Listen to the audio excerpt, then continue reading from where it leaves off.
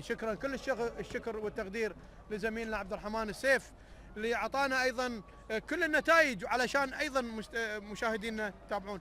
الشيخ خالد الفهد مصافحا الشيخ طلال الفهد رئيس الاتحاد الكويتي لكرة القدم والكل، محمد البناي، رفاعي الديحاني والكل طبعا ايضا، ومدير النادي مهدي اشكناني. كل الشكر ايضا لمن كانوا منظمين معنا بمشاري، كل الشكر لكم وكل الشكر للرجال ايضا اللي ماسكين الابواب والنظام، يعني هناك جنود مجهولين. كل الشكر لرجال وزارة الداخلية اللي بالفعل كانوا متواجدين طول الموسم، رجالات الصحة، وزارة الصحة، رجالات الاسعاف، الكل يعني، تلفزيون، اذاعة، زملائنا عبد سلمان البدران، طبعا كل الشكر لكم لرعاة دوري فيفا، انتم اللي قدمتوا الكثير اخوي سلمان، والف الشكر والتقدير لكم والاحترام.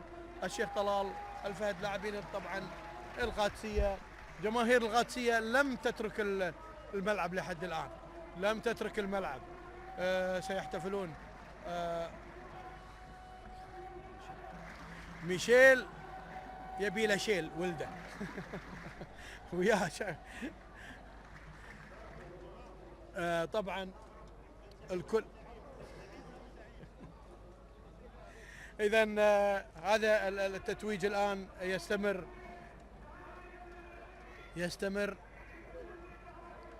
للاعبين القادسية. سهو سكرتير عام الاتحاد، كل الشكر، وايضا جهود كبيره احمد عجب، جهود كبيره بذلت من الاتحاد الكويتي لكره القدم، لا يستهان بالمجهود. حكام، لجان مسابقات، لجان سكرتارية، موظفين، العمال، الكل، يعني ما نبي ننسى احد، الكل له دور، الكل قاعد يؤدي. لجان ايضا، احنا نقول لجنه ايضا الانضباط، اللجنه اللي اخذت دور العقاب. احنا ما احنا ضد العقاب، لا تخطئ ماكو عقاب، تخطئ لازم يكون في عقاب عشان ايضا الواحد ما يسوي خطأ اكيد. اذا صورة تذكارية راح يكونون ايضا مع القادسية وكل القادسية. هلا تبون تضيفون ابراهيم ايضا، يعني ايضا زميلنا من السعوديه اخوي ابراهيم فريان، وكل الشكر ايضا وحضوره دائما يتابع القادسيه. فمن المملكه العربيه السعوديه الشقيقه، يعني انتم اقول يعني اهل السعوديه اهلنا ما في كلام، اهل الخليج كلكم اهلنا، اهل الخليج غلاوتكم زايده، والدول العربيه لا هنتو، ونتمنى ان شاء الله ان يستقر الوضع في بشكل عام الدول العربيه، والكل يعيش في امن وامان ان شاء الله. اذا صوره دوري فيفا الممتاز، وايضا لا تنسون عندنا محللين عبيد الشمري وصالح العصفور بعد ما التتويج راح يبينون الامور الدقيقه الحساسه الكثيره الكبيره لطريقه ايضا عشان ما يهضمون، وانا متاكد ما راح يهضمون حق لاعبين نادي النصر، خصوصا في الشوط الثاني ادوا مباراه، ضيعوا اكثر من فرصه. النصر كان افضل من القادسيه في الشوط الثاني، القادسيه كان افضل في الشوط الاول. طبعا يتكلم الشيخ طلال الفهد، طبعا ومحمد ابراهيم مدرب الفريق، وايضا الشيخ طلال الفهد رئيس الاتحاد الكويتي لكرة القدم، سلمان بدران رئيس دوري فيفا.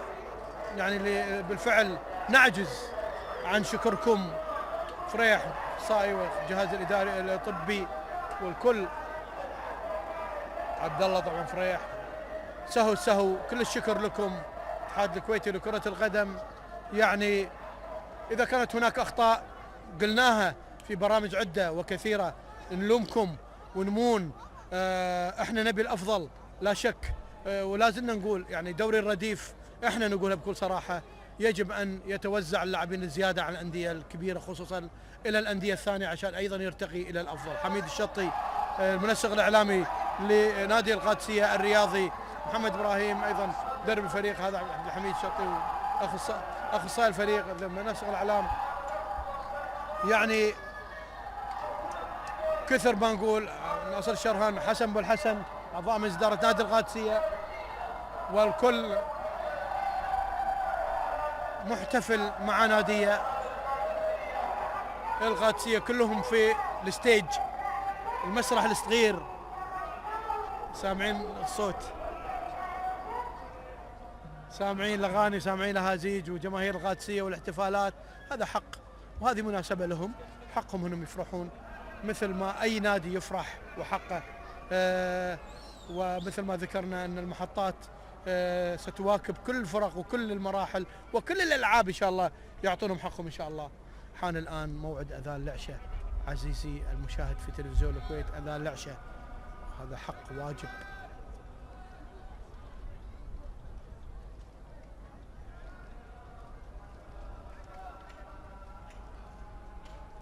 إذن هذا الدرع دوري فيفا، دوري فيفا الشيخ طلال. اي هذا شوي اصغر ينشال اللي قبل ثقيل وايد، لكن حيان بارك الحيان عضو مجلس اداره، عبد اللطيف الدواس، اعضاء مجلس اداره الاتحاد الكويتي لكره القدم، كل الشكر لكم والتقدير. سهو السهو، انت لك دور كبير وتواجدك الدائم في الاتحاد الكويتي لكرة القدم. ايضا صورة تذكارية الكابتنين نواف المطيري وصالح الشيخ، كباتن تكريم ويفرحون ويصرخون. عطنا فوق فوق فوق، ارتفع فوق فوق بعد، ايضا فوق، ايوه فوق، لان هذه الامور الاحتفالية بالفعل. مبروك للقادسية، مبروك لحصولهم على بطولة الدوري العام للموسم الرياضي 2013-2014، وللمرة السادسة عشر، 16 مرة يتعادل مع عدد المباريات مع العربي وعدد البطولات. وإلى أن نلتقي مباراة مقبلة، لكم تحياتي حمد أبو حمد، وإلى الاستديو ومع السلامة.